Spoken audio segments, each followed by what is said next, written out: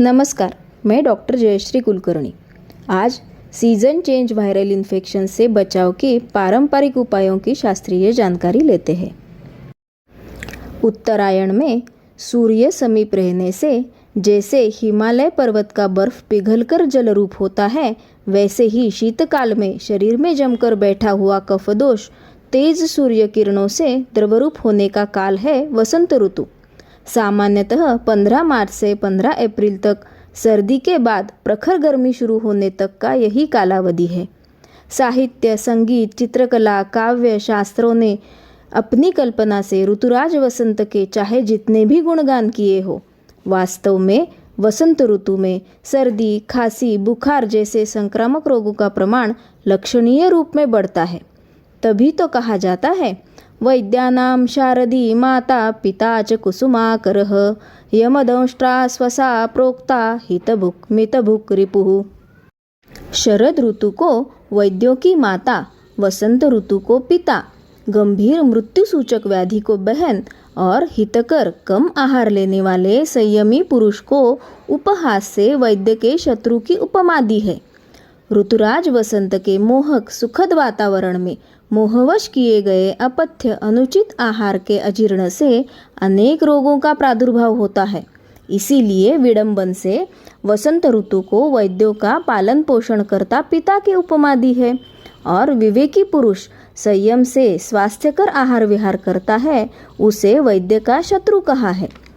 संक्रामक रोगों वाले इन नाजुक दिनों के शुरू होते ही कार्तिकी एकादशी, आमलकी एकादशी, श्री नवपद ओली जी की आराधना, ऐसे व्रत, नियम, उपवास के आदेश इंद्रियों को भक्ति से संयमित करके स्वास्थ्य बनाए रखने के लिए ही धर्मशास्त्र ने दिए हैं।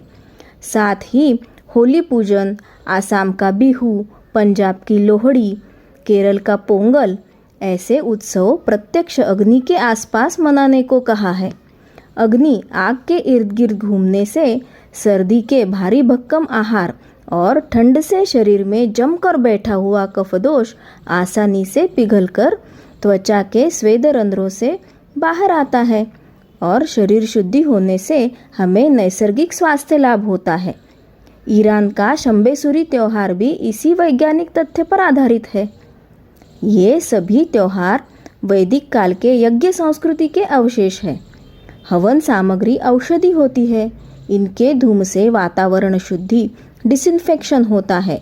ये वैज्ञानिक संशोधन से भी सिद्ध हुआ है। विधिवत मंत्रोच्चारण पूर्वक सात्विक समर्पण भाव से दी गई आहुति न केवल वैद्यकीय दृष्टि से संक्रामक रोगों से रक्षा करती है, अपितु हमें आत्मिक उन्नति का मार्ग भी दिखाती है। कितना शास्त्रीय है होली हुताशनी पौर्णिमा का अर्थ। हुताशनी, हुत अशन, हुत अर्थात हवन करने के बाद, अशन अन्न ग्रहण।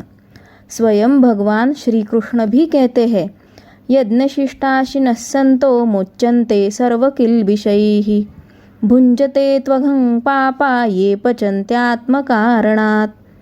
अर्थात जो विवेकी पुरुष सर्वप्रथम यज्ञ को समर्पित करने से शेष बचा अन्न ग्रहण करते हैं, वे सभी प्रकार के दुष्कर्मों से दूर रहने का संयम प्राप्त करते हैं।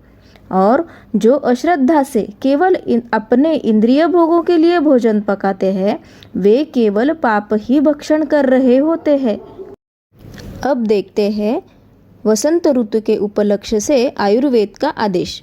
शीतकाल में शरीर में जमा हुआ दूषित कफ स्वभाव से ही चिपचिपा भारी होने से इस वसंत ऋतु में दूध, दही, मिठाई, तले हुए पदार्थ, दोपहर में सोना, देर रात का भोजन वर्ज रखने का आदेश है, क्योंकि अग्नि अर्थात हमारी पचन शक्ति ही वास्तव में इम्यूनिटी होती है।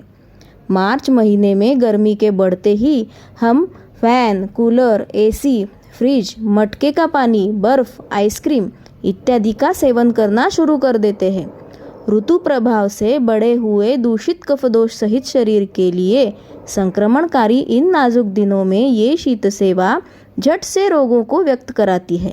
इससे रक्षा करने के लिए आयुर्वेद में उपवास अर्थात पाप दुर्गुणों से दूर रहकर हितकर और कम भोजन करना, स्वेदन औषधि द्रव्यों की वाफ से पसीना लाना, उद्वर्तन, आयुर्वेदिक चूर्णों से मसाज, नस्य, नाक में औषधि बूंद छोड़कर श्वसन मार्ग की शुद्धि कराना, वमन, मुंह से दूषित कफ को विधिपूर्वक बाहर निकालना, विरेचन, अधोमार्ग से दूषित पित्त को निकालना, अर्धशक्ति व्यायाम, ऐसे केवल अपने अनुभवी वैद्यों द्वारा निर्धारित केवल उनके निरीक्षण में किए गए उपचारों से शरीर शुद्धि के बाद ही ग्रीष्म ऋतु के शीतल सेवनीय इंद्रिय सुखों को नैसर्गिक नियंत्रित रूप में सेवन करने का आयुर्वेद का आदेश है।